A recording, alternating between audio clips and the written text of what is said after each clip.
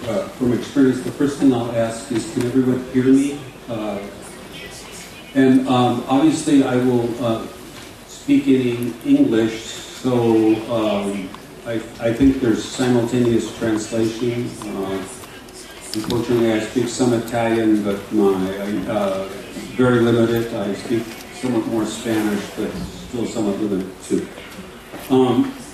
First, let me just say it's my great pleasure to be here and to participate in Exmo Milano 2015. The themes of the Expo are incredibly significant and appropriate, timely, and the topics we're going to discuss here today fit right into that. I also feel that, especially being right after lunch, by the way, I do not feel that any of us should feel guilty in that we could enjoy a very nice lunch, and there's hundreds of millions of people in the world who could not. But it's not our obligation to suffer. It's our obligation to appreciate the fact that we are able to enjoy a life that we hope everyone can enjoy someday. But let's begin, and again, my expectation is I want to keep you engaged and especially after lunch, not drowse off. So let's see, I need to go forward, maybe I need to turn this around. Okay. I think it's entirely appropriate to begin with some quotes from Pope Francis. I would not do this, to be honest, if I were a Catholic. I am not, I'm a Protestant.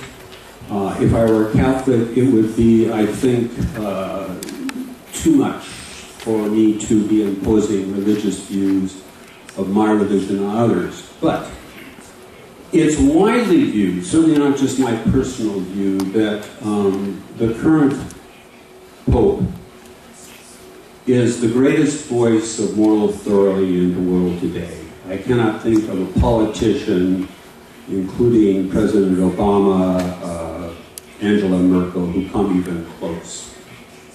And he's respected by both Catholics and non-Catholics. He speaks to the common man or woman. He has this wonderful ability to speak to common and average people, which is just remarkable. And a sign of a great politician as well as a political leader. And I think he chose very carefully the name he would have as Pope, from Pope Francis, from Assisi, Francis of Assisi.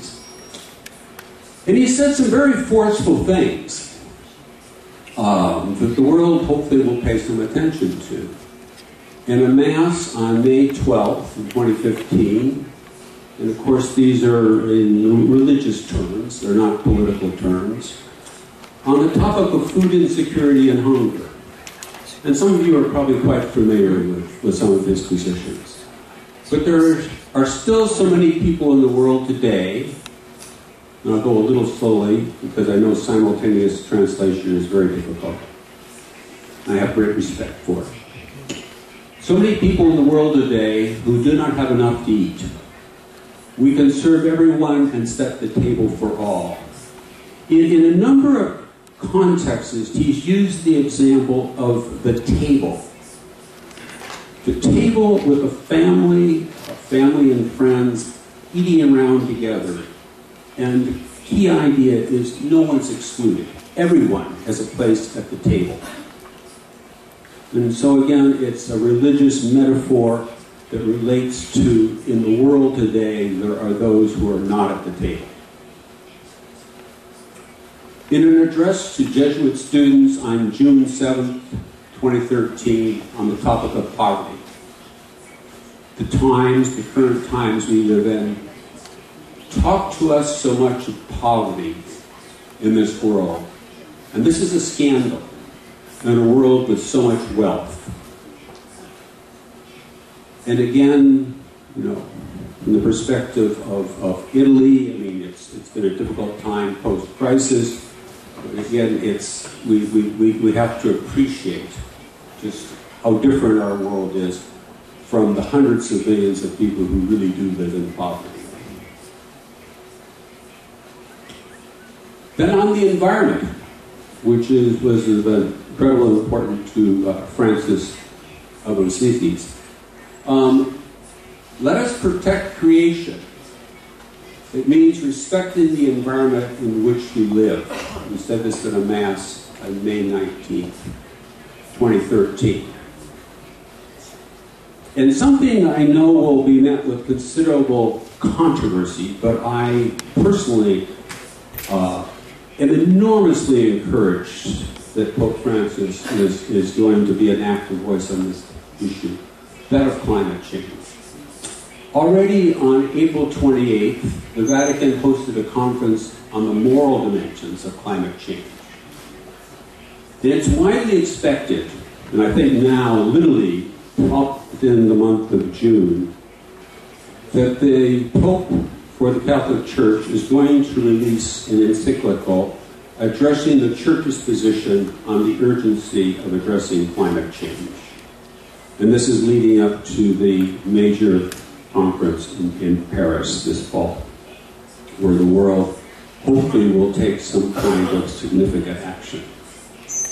And so I think it's entirely appropriate to reflect upon what the Pope has said, again, in the vein that not just is he a leader of the Catholics in the world, but he, again, I think, stands out as the most forceful voice on the moral issues of our day. Well, let us take a look at just what the issue is we're talking about. And it's interesting that the source of our data is located right here in Rome, and that's the FAO. I'm looking at the second line there, the Food and Agriculture Organization, which I'm sure is familiar to you all. And each year they release a study called The State of Food Insecurity in the World. Interestingly, it normally comes out in about October, and one was just recently released, and it's certainly not October. They released it in late May. And it has and these are estimates. No one has an exact count. And we'll talk about exactly what their definition of it is. But the number of food insecure people in the world, they're now estimating to be just under 800 million. And they use a more technical term called chronic nourishment. This is the lowest, actually. There is some reason for encouragement. This topic is one not just of doom and gloom. There's some real reasons to be encouraged about what has been accomplished, but also we need to have a somewhat sobering perspective of what the future holds without some action. Even at this number of 795 million, that means that 12.9%, basically 1 out of every 8 people on this planet, are chronically hungry, meaning that on a daily basis they do not get enough to eat. And of course the primary cause of this is poverty. It's not as if these people don't know what to do, it's just that they're very poor. And so there's should be no surprise at all to us that this rather closely with the fact that there are about 1 billion people in the world living in extreme poverty, which is defined by the World Bank as living on the equivalent of less than $1.25 per day, US dollars. And of course this is translated from the currency of that country, and it's translated allowing for inflation in a very technical way, which has to do with purchasing power parity, which we're certainly not going to go into here. There are a lot of definitions of food insecurity. The most widely used one is simply not having sufficient food to lead an active, healthy life. Used there at the individual level, it can be used also at the country level. You can say a country is not food secure. To be food secure, a country does not have to be food sufficient. You look at a country like Japan, they simply do not produce enough food, but does Japan ever have to worry about being food insecure? Or Saudi Arabia? Well, certainly not. They can import whatever they need. Specifically, though, the Food and Agriculture Organization uses a far more technical definition, as you need to do when you really want to measure this accurately. And they simply look at the question of whether an individual can be assumed to consume enough calories. And so we're only looking at calories here, which is interesting to me. And this is minimal energy requirements. So we're now looking at sort of the lower end of this. So we're not considering all the other nutrients that you need to really be active and healthy. We're going to look at chronic hunger. The distinction between that and acute hunger. Chronic hunger occurs over long periods of time. Acute hunger, two basic forms of it. Transitory. Many societies will have a term in their native language for the hunger season. It frequently comes just before the next harvest. And so the grain bins are essentially empty, and they're waiting for that next harvest, hopefully a successful harvest. If it's a failed harvest, it becomes a very serious issue. But it's just interesting that in languages, be it in Africa and Latin America, if you go back to some of the native languages, there is a term that the best we can do now is translate into the hunger season. Of course, we've all seen, and I decided to take out the slide, I almost view it as an intrusion on privacy. When I put up a photograph of a poor child who literally is on the verge of starvation. But that's the extreme example, usually caused by civil strife, civil war, the southern Sudan, droughts, etc., on an individual basis, starvation, on a mass basis, famine. The world is doing a much better job. I mean, in the history of the world, there have been famines in which tens of millions of people have died. And those days, thankfully, are over, because typically, if the media can get in there, and especially the television can get in there, and we see pictures of starving people, the world does respond. So again, there are some very positive things to say here. This is all just not a negative message. I like to use pictures to tell a story, because I think they're worth a lot of words. And so this is a particular photograph I took when I was on a project in Bangladesh, one of the poorest countries in the world, and this is the capital, the largest city, Dhaka. And they estimate its population now as something in the order of 20 million plus. They really don't know.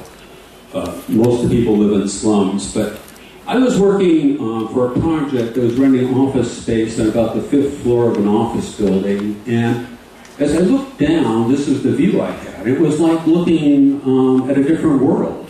I was in one world and they were in another. They're living on the street. I have no idea where they were getting water. I have no idea what they were using for toilets. I doubt either one was sanitary. And there was no way for me to enter their world.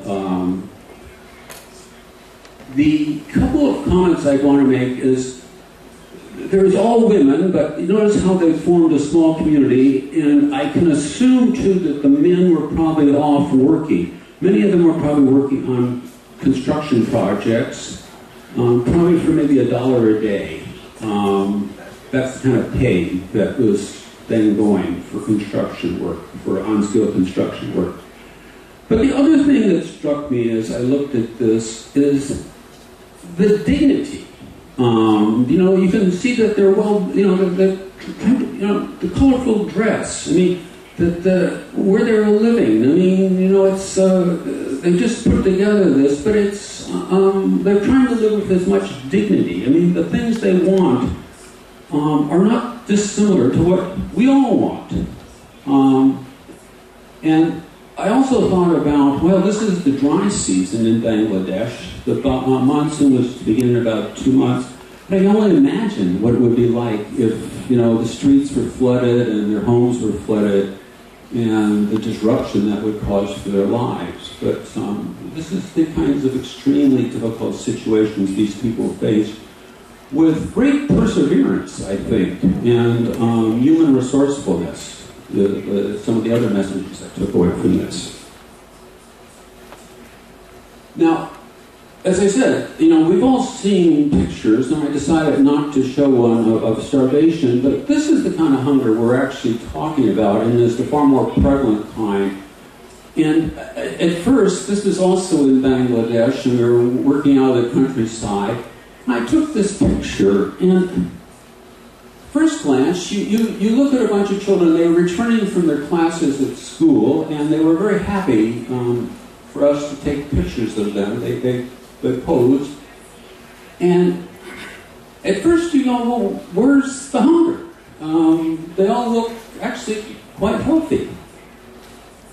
And that's why I refer to it as hidden hunger. So let's take this young boy standing up in front who, I don't know, I'm very hard to guess children's ages. I'd say he's 5 years old.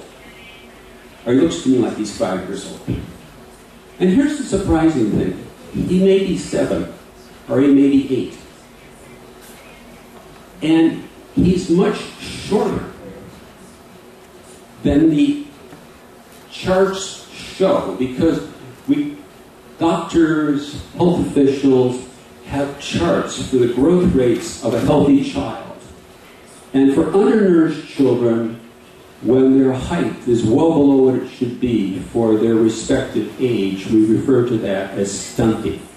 And so that child and many of the others are significantly shorter and will be throughout their lives, because for their entire lives they have received less nourishment than would be ideal. And this is the kind of hunger we're talking about here, the type that is long-term. I've already talked about this, but the first point would simply be the Food and Agriculture Organization strictly looks at calories, and if we start to consider other nutrients, estimates are there are about 2 billion people who do not receive enough iron. And it goes on, the list. And in some cases, the implications of this for their health are very significant. It might be good to compare where we're at in terms of 2 different goals that were set. One was set just about the year 2000, actually in 2001, referred to as the Millennial Development Goals. It was set by the United Nations. And the objectives was to reach certain goals by about 2015 in relationship to their 1990-1992 level. And specifically for hunger, it is the kind of hunger we were just looking at, long-term chronic hunger, where you simply don't get enough to eat day after day after day for many years, was to cut the percent, our portion, in half. Then also very relevant, since we're in Italy, there was a major food summit held in 1996, in which the goal for that food summit, in the Declaration of Rome, which concluded it, was the world, major countries of the world, committed to cutting the number of people who were undernourished on a long-term basis in half, from their 1990 to 1992 level, and again to achieve this by 2015. Well, there's 2 ways to look at this. If we look at the lower, and I'll give you a chance, so we have years across the bottom, and we have millions on the left, and we have percent on the right. And at first we look at the lower line, the gray line, it looks like we've done rather well. In 1990, 1992, about a little over 23% of the world's population was undernourished. And we actually have come remarkably close to cutting that in half. The most recent estimate for about 2015 is we're about 12.9%, basically half.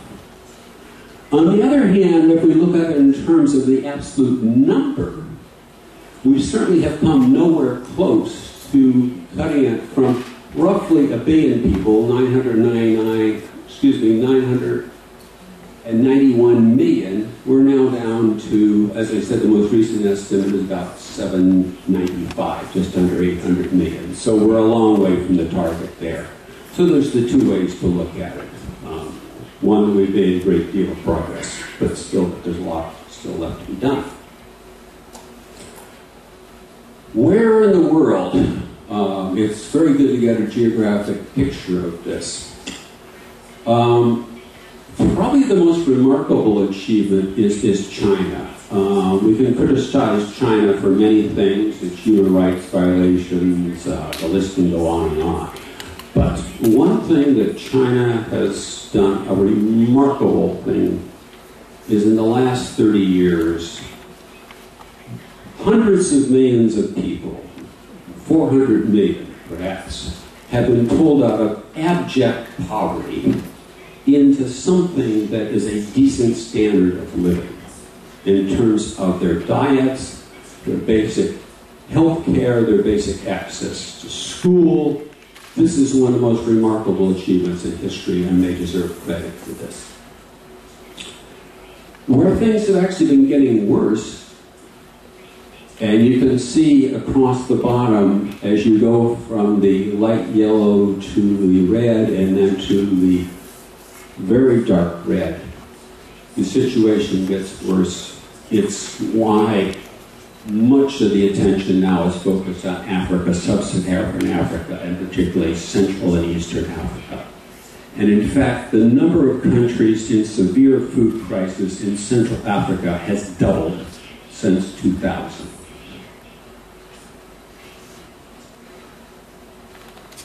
'72 of the 129 developing countries in the world have reached the Millennium Development Goals. That's what MDG stands for. The characteristics of them are that they have political stability, they have experienced inclusive economic growth, especially economic growth that's included small farmers, and they also have social protection programs that are targeted at the most vulnerable. But of course, some of the most vulnerable are women, children, and the elderly. The characteristics of those countries that have failed to achieve the Millennium Development Goals, particularly in some where things have gotten worse, are characterized by political instability, conflict, natural and human-caused disasters, and the lack of social protection programs. It might be well to focus particularly right now in this world that seems to at times become increasingly chaotic in those countries in which there are protracted crises. And normally a natural disaster, like the hurricane that struck eastern Philippines, I think it was last year or so, or the tsunami that vectored out, spread out across the Indian Ocean. Those kind of natural disasters, as tragic as they are, and thousands of lives, we've lost tens of thousands, countries actually can recover from those remarkably well. It's the political, the civil wars, the political unrest, the kind of things we see in southern Sudan and Central Africa, and of course, probably one of the most troubling examples right now is Syria. Syria spreading into Iraq, etc. And we see in those countries where we have protracted crises, another example, Somalia, which has been in crisis now for as long as I can remember, 40 years. That this problem of undernutrition, you have 37% undernourished in these countries in protracted crisis, whereas for all developing countries, it's only 13%. If you focus on the middle one, as I said, China has made enormous progress. India has made less. That's why you might say, well, gee, you just said China has made enormous progress, so why is it 15%? Well, interesting enough, although there are sectors of the Indian economy that are remarkably modern, there are still vast areas of rural India that are very, very poor. We're going to talk a little bit about food prices. I'm not going to do a lot of economics, but why are food prices so important to the poor people of the world? And this tells us very simply, this looks at the 20% of the population that's poorest. Quintile, actually, if you look at the title, comes, I believe, from Latin, and has to do with 5. But if you look at the 20% that's poorest, in every one of these countries, from Bangladesh on the left over to Vietnam on the right, and even Guatemala, which is almost a 60%, the poorest families spend more than 60%, in the case of Ghana, over 70% of their income, of their budgets on food. And so you can see how when you're spending that much on food, and this is not because they're eating luxury items, this is just the most basic staples, food prices could have an enormous impact. In general, if we trace it back to about 1960, and looking at the period of the Green Revolution, the long-term trend of food prices has been down. There was a real bump up in the 70s, which was sort of an anomaly. But the poorest people have benefited from this, from not only rising incomes in many cases, but falling food prices. But something seems to be changing. As we appear we're entering now, something seems to be changing. And the experts are telling us the future may look different than this rather encouraging situation. And in particular, since 2007, we've had 2 sharp spikes in food prices. And many of you here, and certainly most of us in the United States, I mean, you know, we've sort of noticed, but it didn't have any major implications for us. For the poorest people in the world, it had enormous implications. When the price of the basic staple, be it rice, be it maize, that you eat doubles or triples in price, suddenly you have a real problem. And so food prices, you know, the volatility is very important. The other very troubling thing we see is that on top you have yields from 1961 through 2007. So, for example, I just point out a couple. The average increase annually for wheat was just a little below 3%. That's quite incredible. But most of this was achieved during the Green Revolution. But as the Food and Agricultural Organization looks forward to the period out to 2050, they're projecting yields increases that are going to be much lower. So the experts now are telling us we're probably looking at a period in where the long-term trend in food prices is going to be basically trending upwards with more volatility, more of these sharp spikes of sharp price increases and then the fall back. But the basic underlying trend will be upward, which is going to be problematic for the poorest people. Economic development.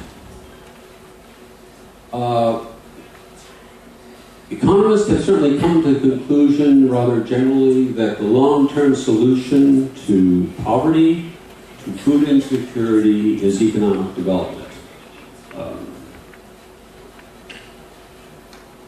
Many developing countries, and again, there's a lot of encouraging news here, the last 25 years have had remarkably solid rates of economic growth. Right now, they're not terribly different from Southern Europe, and there's a bit of stagnation. Of course, the country that stands out most, again, is China, with an average economic growth rate of, for the last 30 years, of 10% a year. It's incredible, the transformation. This year, China is predicted to grow about 7%, which for them is a rather slow and even problematic rate. And whether you're in Italy or the United States, you go 7%, that's a slow rate of economic growth, that's a problem. And what we've seen because of this is a tremendous decrease, as we talk about inequality, a decrease in inequality between countries.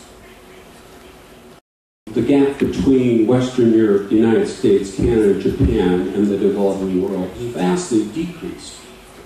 But within countries, whether it's China, whether it's the United States, a very substantial increase in inequality. Now, a lot of people would look at this and say, well, the basic problem is income distribution. We simply need to take money from those who have more money than they need or know what really to use in any sensible way, and give it to people who really need the money. And I am certainly in favor of national governments addressing the extreme inequality.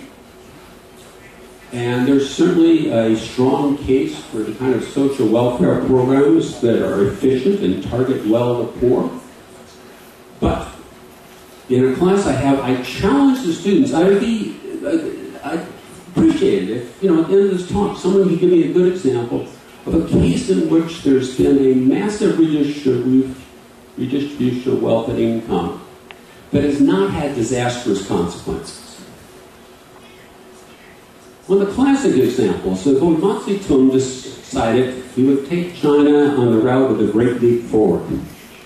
Unfortunately, what it turned out to be was a giant step backwards. And it was only when Zhou Enlai came in and brought in some market forces, still within the framework of a communist government, that China began to move forward. A more recent example is under Hugo Chavez, a wonderfully colorful character. I think his drama, it's hard to not appreciate. But Venezuela now is really a tragic, tragic case of a country that should be doing quite well, has rich natural resources, and their economy is spiraling downward. The poor are even poorer than they were before. The wealthier segments of society have suffered, but the poor have suffered even more. And so there's political chaos, a declining economy. And again, perhaps the most successful example of a massive redistribution is perhaps Cuba, which at some point I'd like to visit. But it's certainly not that, they've all become rather remarkably successful, but I think they've satisfied the basic needs of people, but there's still a lot of, at a very low level. I mean, it's still basically meeting just basic needs. Where economists come out, and there's a lot of consensus on this, is a terminology called pro-poor growth, and a more recent term is inclusive growth, which I think is one of the themes of the expo. And there's a lot of role here for foreign development assistance, food aid, especially for the poorest countries. And there's a period in which there's a lot of criticism of foreign assistance. And I think we've learned a lot about how to do this much more effectively. I won't go into a lot of detail on that. But I think a lot of the criticism was correct at the time, but we've learned how to do these assistance programs before much more effectively in terms of helping making them economically self-sufficient rather than just dependent on assistance. This is specifically, because you go, wow, what does he mean by pro-poor growth? What is this pro-poor growth? Economists love graphs, unfortunately. And so let me take a minute to explain this. And so what we have across the bottom there is the population divided into tenths. So each one of those represents 10% of the population. And again, deciles, I believe, comes from Latin. And so the first is the poorest 10%, and over there on the right is the richest 10%. And so we see non-agricultural growth. The poor, if you look there at the lowest 10%, get a very small portion of the economic growth. They don't, okay? And as you go up, clearly people benefit. But what's striking, if it's agricultural growth, which is the upper line, the orange line, because the poor are concentrated in agriculture, they're the smallholders, which is a better term, I think, than peasant farmers. Peasant farmers sounds kind of negative. We refer to them now as smallholder farmers. they benefit disproportionately. And that's what we want to see. We want to see economic growth. We want to see the poor people benefit more. One of the things that needs to be dispelled absolutely and completely is that the poor are poor because they're lazy. It has struck me when I visited these countries in the developing world, and this is again Bangladesh. The weather there was about like Milan right now. It was hot, somewhat humid, pretty uncomfortable. And that man is peddling probably something in the order of 100 kilos of jute. Now we all go, well, what's jute? And I don't know how our translator will handle that. But basically, before there was synthetics, jute was what commonly was used with the backing material for carpeting.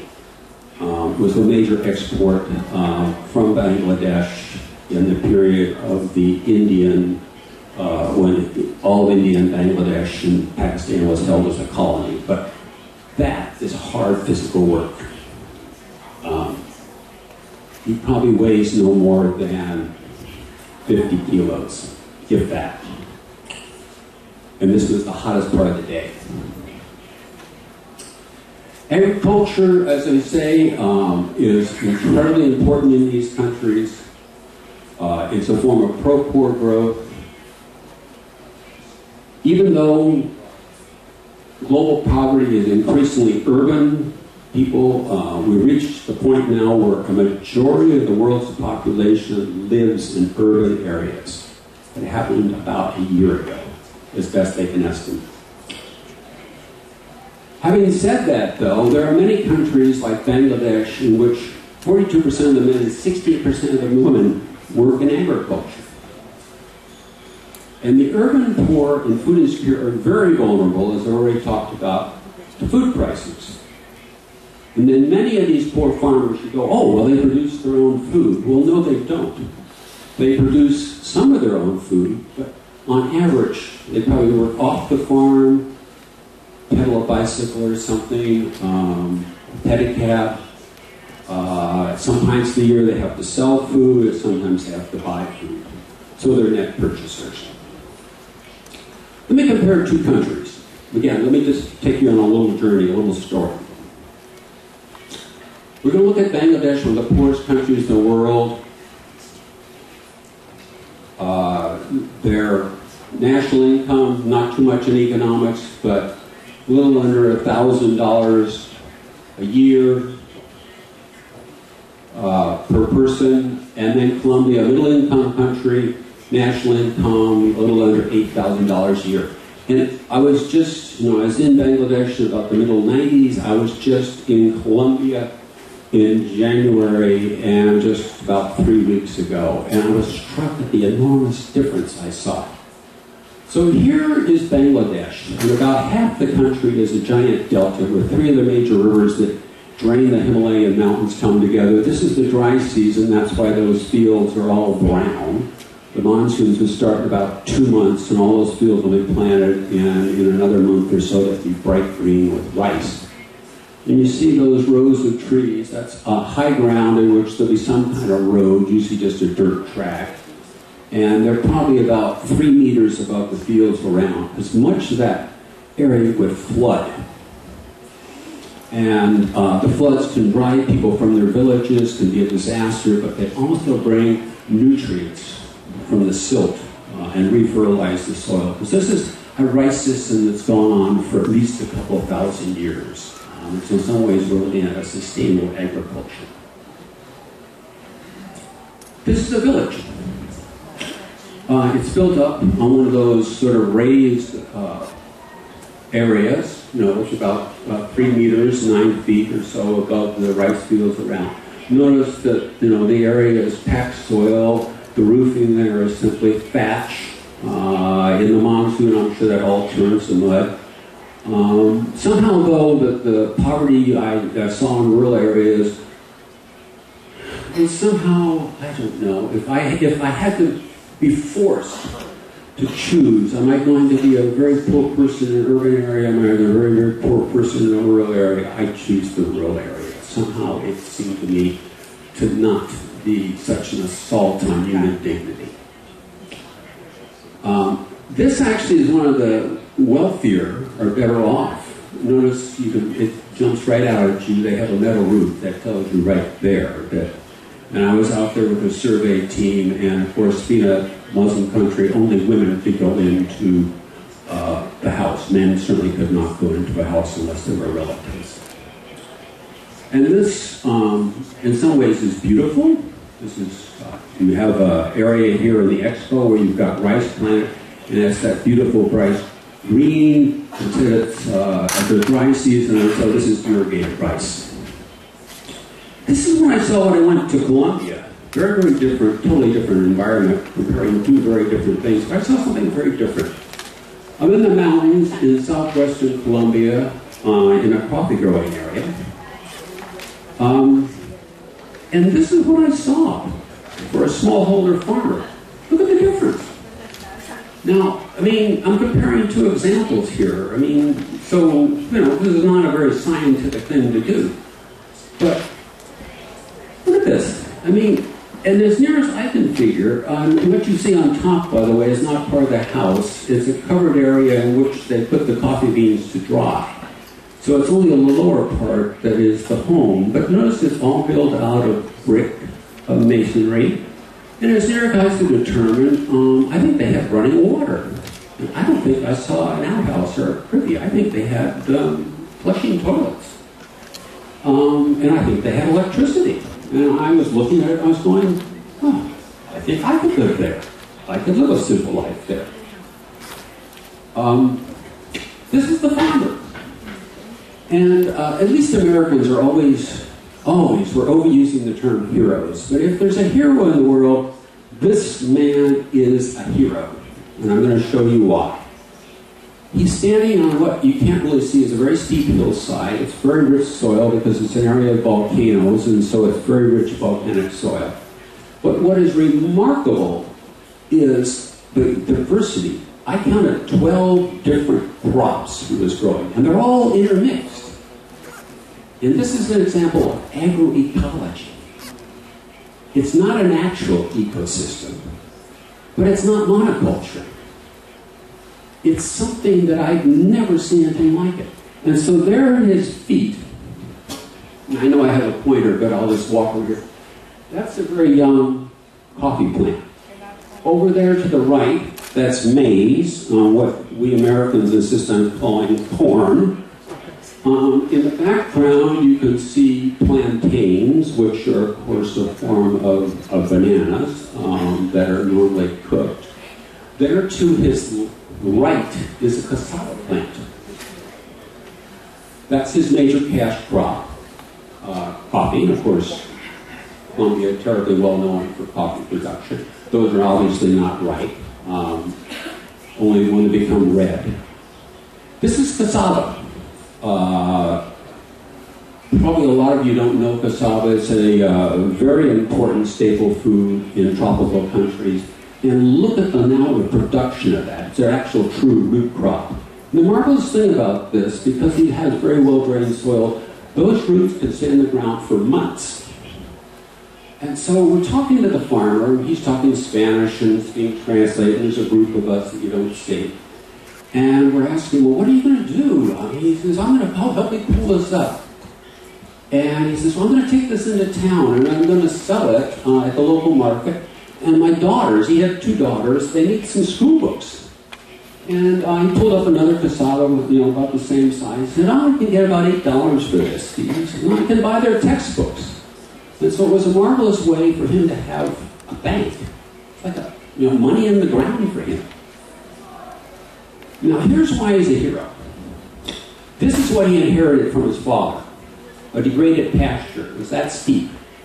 He converted that through his hard work and ingenuity into literally what was a garden of paradise, as far as I was concerned. Because not only did he have the crops that, I've already mentioned, but he had papaya, he had pineapple, he had avocado. Having said all this, I must say as an economist, I've become incredibly conflicted and troubled by what I see that economic development has brought. Beijing, Shanghai, and it's not just the air.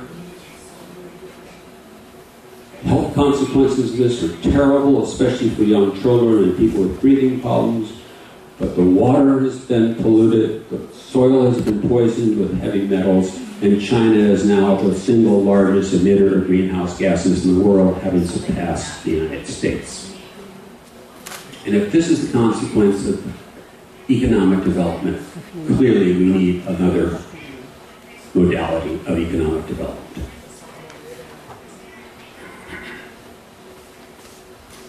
Unfortunately, the negative consequences of climate change are going to be most severe for the poorest countries, and many of those countries are in the tropics, and the upper line, the upper line is where we adapt. Everyone curves down. Very problematic. Then we look at Bangladesh, and I'll move through this fairly quickly. I don't want to use too much time. But here's a picture of Bangladesh. The top Bangladesh today, again, I've already mentioned that it's half of Bangladesh is one large delta, and so it's not surprising. As sea level rises, one of the countries that would be most affected is Bangladesh. And the irony of this, the injustice of this, is Bangladesh produces about 1/10 of 1% of all the greenhouse gases in the world. Virtually nothing, since most people don't have electricity. And yet, they are going to be one of the major countries that suffers if there's a rise in sea level, which most predict. The great challenge then of our time is to come up with a model of economic growth that will end poverty in the long run, end hunger. Clearly, as I've already mentioned, we cannot continue on the permanent path that's leading to the kinds of environmental degradation that we're seeing. And so, again, the themes of your expo are incredibly relevant in terms of our energy future. We must address both hunger and poverty, and at the same time, this environmental degradation and climate change. And it has to be done at a global level. It's certainly a challenge, an enormous challenge. To borrow a phrase from John Foley out of an article in Scientific America, he summarized it, I think, very nicely by simply saying, can we feed the world and sustain the planet? And to do that, again, to borrow a phrase from Gordon Conway, we're going to need a doubly green revolution. We're going to need a green revolution in the sense that the classic green revolution of Norman Borlaug, raised yields, and we're going to need a green revolution that's green in the sense that it's sustainable. And we're also going to need a global green energy revolution in that a sense here we're using green as renewable or sustainable. An enormous challenge for the future. And thank you very much for your time.